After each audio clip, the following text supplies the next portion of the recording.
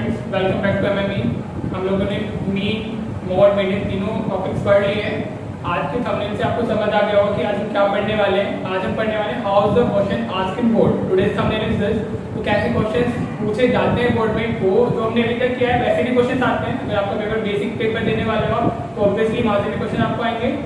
Okay, now आप और अगर आप स्टैंडर्ड लेवल में जाते हो तो कैसे क्वेश्चंस आपके पूछे जाते हैं वो आज की वीडियो में हम करने वाले हैं। वो क्वेश्चंस आते कहाँ से हैं? अभी तक आपने जो क्वेश्चंस किए उसमें आपको फ्रीक्वेंसीज गिवन होती थी। अब वो क्या करेगा क्वेश्चन में, आपको फ्रीक्वेंसी अननोन कर देगा। तो उन क्वेश्चन अगर फ्रीक्वेंसी अननोन करेगा तो अगर मीन का क्वेश्चन है तो आपको मीन गिवन होगा, मोड का क्वेश्चन है तो मोड गिवन होगा, मीडियन का क्वेश्चन है तो मीडियन गिवन होगा। ठीक है, अभी वो क्वेश्चन से समझ आ जाएगा हमें कैसे क्वेश्चन करने हैं। ओके, तो चलिए हम सीधा क्वेश्चन पे चलते हैं। दो तरह के क्वेश्चन इसमें बनते हैं, एक सिंगल फ्रीक्वेंसी अननोन होती है, दूसरा दो फ्रीक्वेंसीज अननोन होती है। तो हम दोनों तरह के क्वेश्चन ही करेंगे। आज की वीडियो में मीन कर रहे हैं और नेक्स्ट वीडियो में मोड और मीडियन करेंगे। ठीक है, चलिए चलते हैं सीधा क्वेश्चन की तरफ without wasting any time.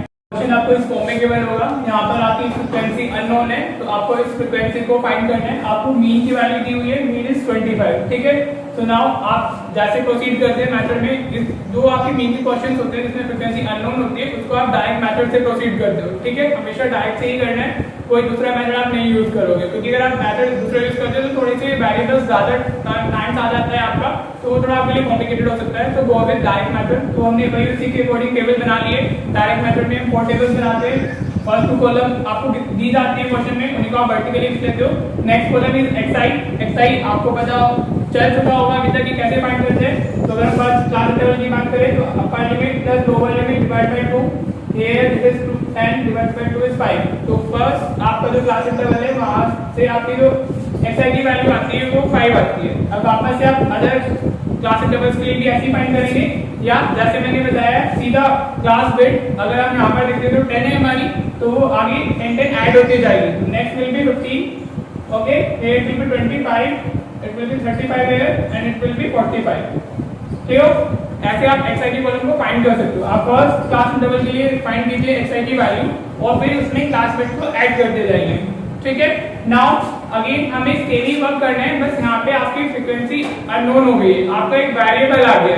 So don't worry about that, आपको सिमिलर वे में प्रोसीड करना है, कोई चेंज नहीं आने वाला है इसमें। ठीक है, नाउ सी हमने fi में दिया हुआ था, xi ने फाइंड कर लिया है। अब हमें जो कॉलम फाइंड करनी है वो fi into xi की करनी है। So find it, 5 into 5 is what 25। ठीक है, हमने fi xi की कॉलम फाइंड कर ली है। Here we have all values, ये आपको खुद से करना है, कैलकुलेशंस आप ही का पार्ट है, तो do it by yourself. Now हमें इनको सम करना है। देखो यहाँ पर हमारे दो वेरिएबल टर्म्स है और कभी भी आप ऐसे 5 में अगर आपको t ऐड करना है, if you are adding some variable to the number, तो वो एज इट इज लिखा जाता है, क्योंकि लाइन टर्म्स ऐड होती हैं 5 के साथ में न्यूमेरिकल वैल्यू ही ऐड होगी, कोई वेरिएबल ऐड नहीं होगा। तो जो वेरिएबल होता है उसको आपको एज इट इज लिखना होता है। If you are adding 25 plus 6 plus x plus y, so it will be 35 plus x plus y। numbers के साथ ऐड होंगे, वेरिएबल्स एज इट इज लिखे जाते हैं, because we all know that only line terms can be these columns। if you add these columns you will get what? add it by yourself।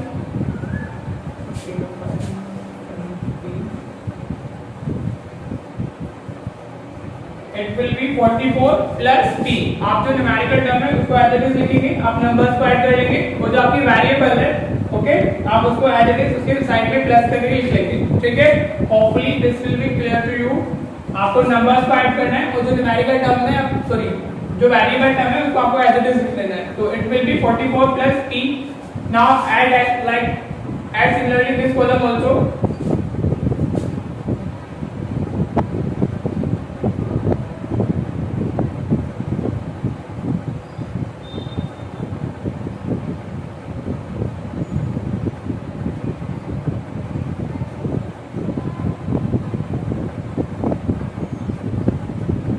If you add this column, you will get 940 plus 35p।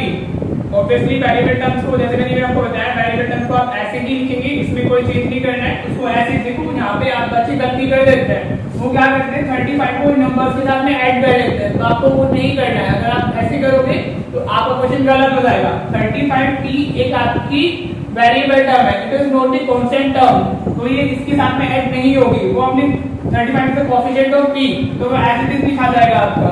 Clear? ये गलती आपको बिल्कुल नहीं करनी है। अब आपके पास fi xi का समीशन है, आपके पास fi का समीशन है, now you have to what, you have to use the formula and put the values and get the answer. ठीक है, हमारे पास xi fi भी है, सिग्मा fi xi भी है, और हमारे पास फार्मूला भी है, तो let's put the value in the formula. So mean is what? Mean is according to the direct method, sigma fi xi upon sigma fi. Okay? तो हमारे पास mean की वैल्यू है, this is 25, so put it here, 25 sigma fi xi कितना है हमारा 940 plus 35p. Okay? And sigma fi is what? It is 44 plus p. Clear? Now इसको आप इधर ले आइए, shifting method, ट्रांसपोजिशन भी बोलते हैं जिसको 940 प्लस 35p। कैलकुलेशंस आप नहीं करनी है, तो कैलकुलेशंस मेरी गलत हो भी जाती है, तो कैलकुलेशन आपको खुद से करनी है। बार बार मैं इस चीज को रिपीट कर रहा हूँ क्योंकि एग्जाम आपको देना है, मुझे नहीं देना है, तो इम्प्रूव योर कैलकुलेशंस।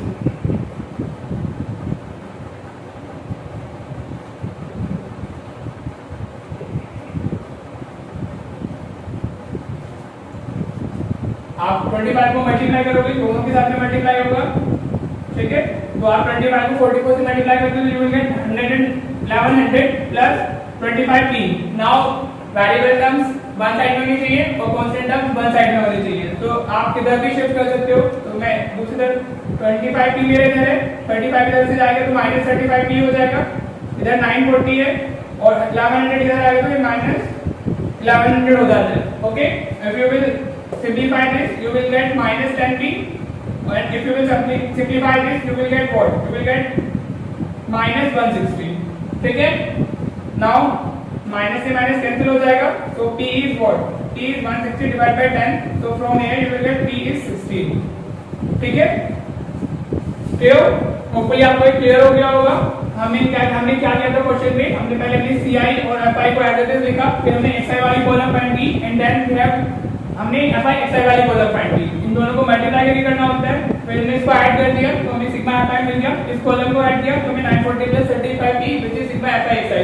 हमें मीन गिवन था, हमने मीन का फॉर्मूला यूज किया, उसमें वैल्यूज पुट की, कैलकुलेशंस किए और हमारी वैल्यू आ गई है।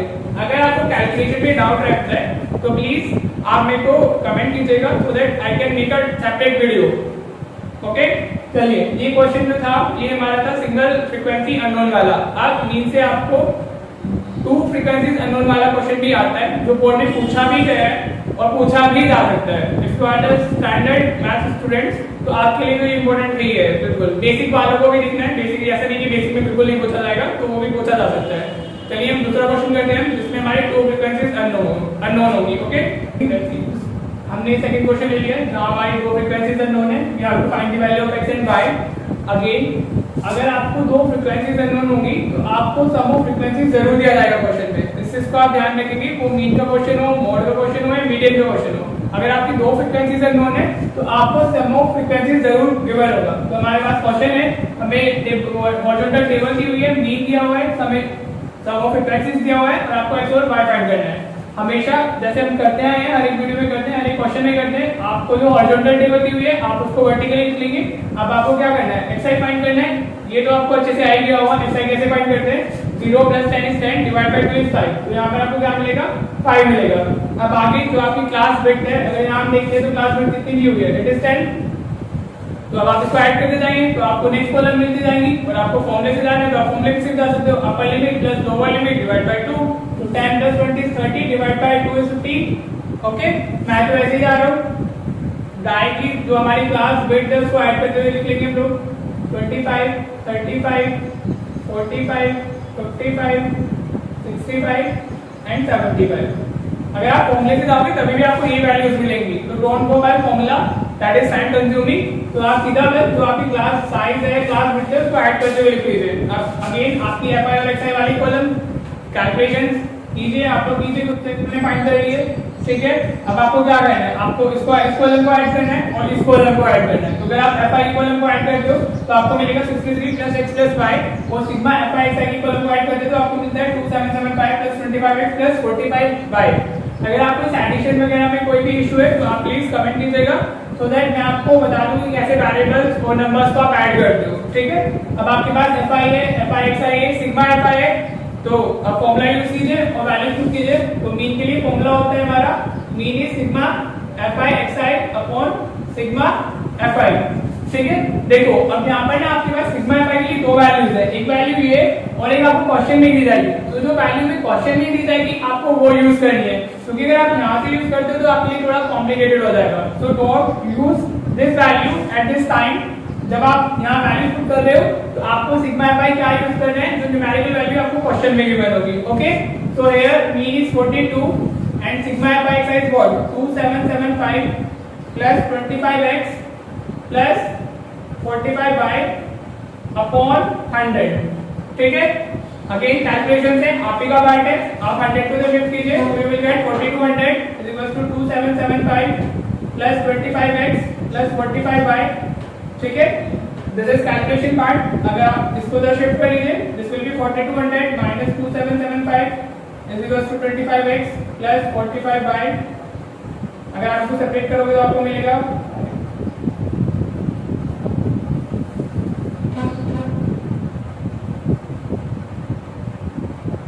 ठीक है, you will get 1425 here, this is 25x + 45y।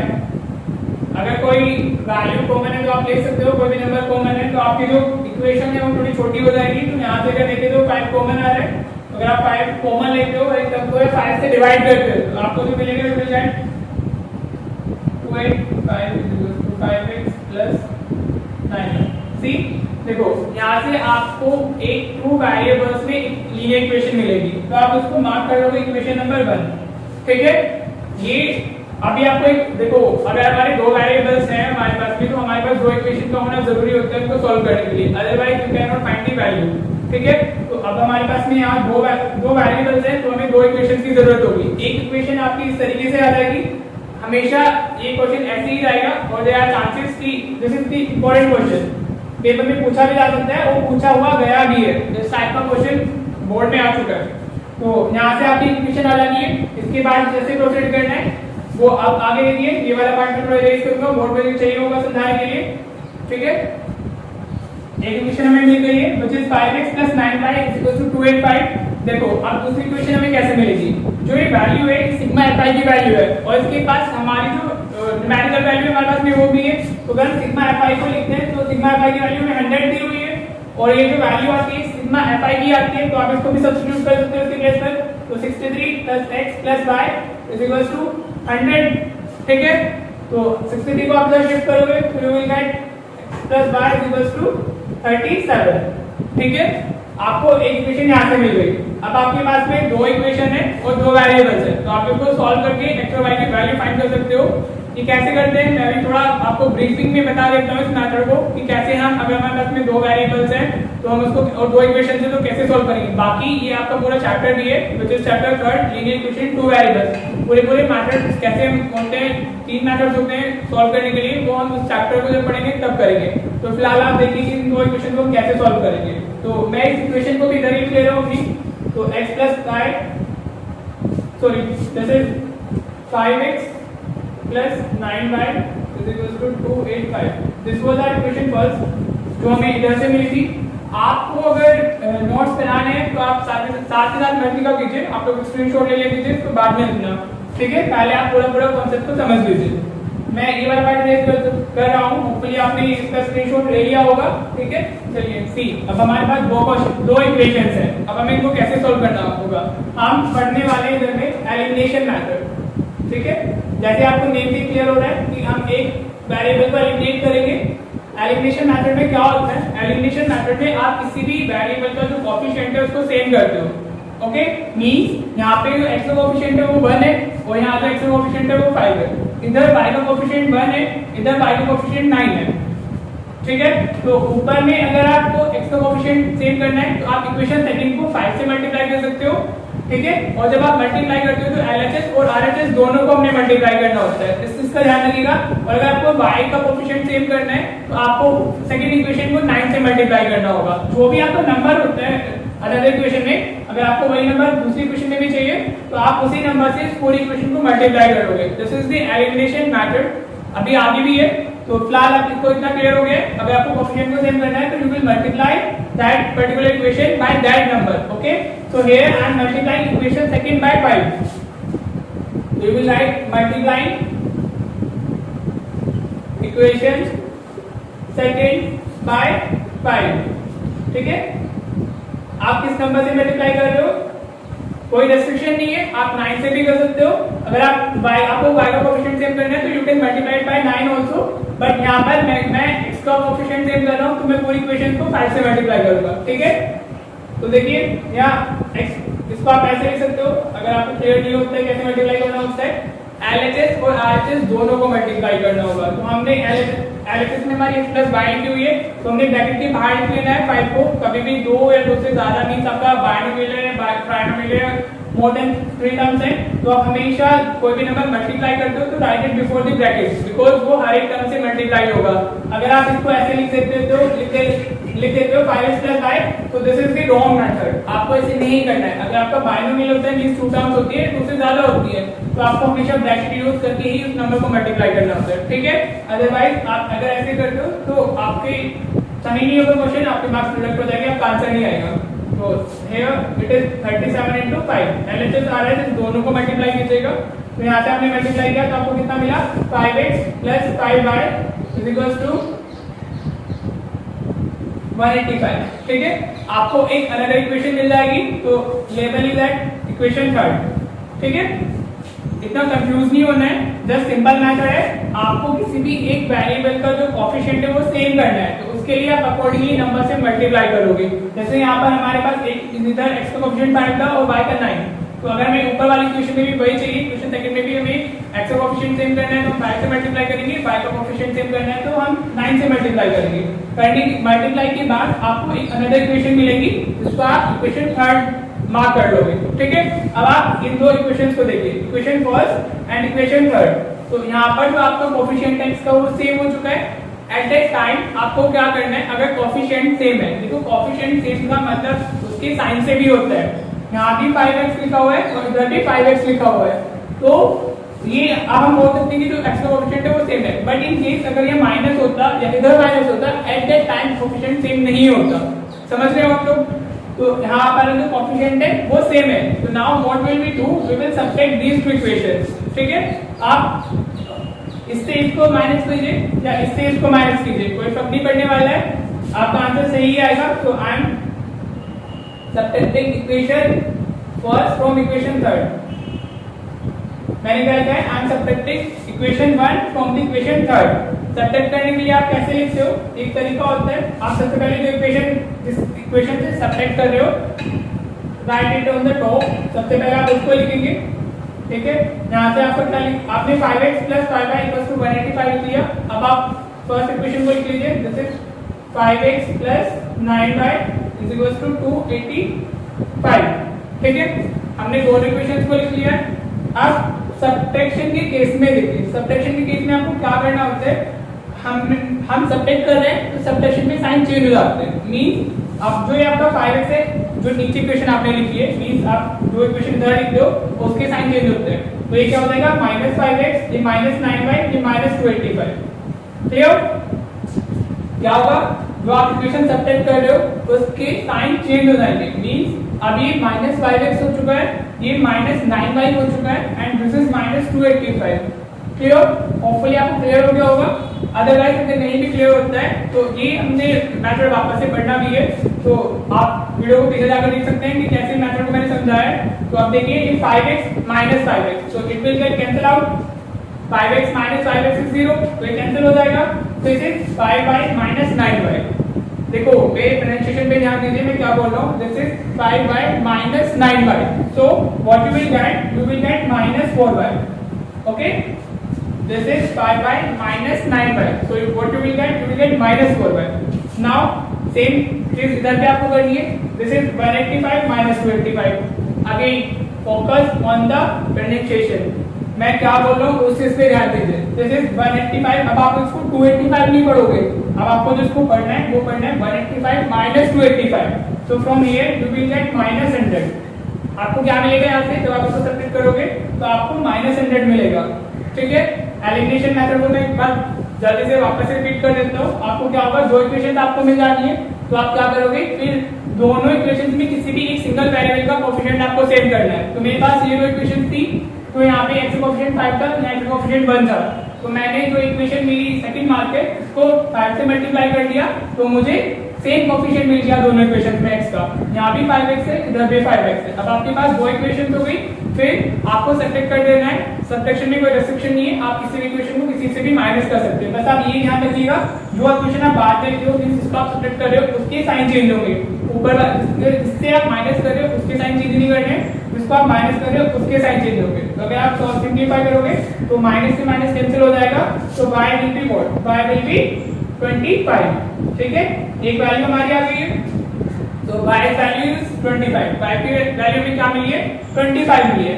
अब आप y की वैल्यू को किसी भी इक्वेशन में पुट कर दीजिए। आपके पास तीन इक्वेशन है, first one, second one and third one. आप जिसमें y की वैल्यू पुट करोगे आपको x की वैल्यू मिल जानी है। ठीक है, तो मैं इक्वेशन सेकंड में पुट कर रहा हूँ y की वैल्यू, तो you will write here putting, ये इसके बाद वाला पार्ट है। ठीक है, putting value of y, putting value of y in equation second. यहाँ पर कोएफिशिएंट 1 ही है, तो हम सीधा इसमें ये सिंपलीफाइड फॉर्म है इक्वेशन की, तो हम सेकंड में पुट कर रहे हैं। We get what is the equation, 91 x plus y is equal to 37। अब x plus y की वैल्यू अपने पुट करनी है, तो ये 25 हो गई is equal to 37। तो x आपको यहाँ से कितना मिल जाएगा, 37 minus 25, x is 12। ठीक है, आपकी दोनों वैल्यूज आ गई, x की वैल्यू भी आपकी आ गई है और y की वैल्यू भी आ गई है आपकी। देखो this question is very important, that's why मैंने थंबनेल में भी लिखवाया है how question asked in the board. तो ये वो पार्ट है जहां से आपका स्टैंडर्ड पेपर में तो डेफिनेटली क्वेश्चन यहाँ से आने वाला है, और बेसिक में भी पूछा जा सकता है, बोर्ड में पूछे भी गए हैं, मैं वापस से रिपीट कर रहा हूँ। तो ये जो आज हमने क्वेश्चन किया है दिस इज वेरी इंपॉर्टेंट। आज सेम चीज हम मोड के लिए भी करेंगे और मीडियम के लिए भी करेंगे। ठीक है, तो मिलते हैं नेक्स्ट वीडियो में। Okay bye, have a good day.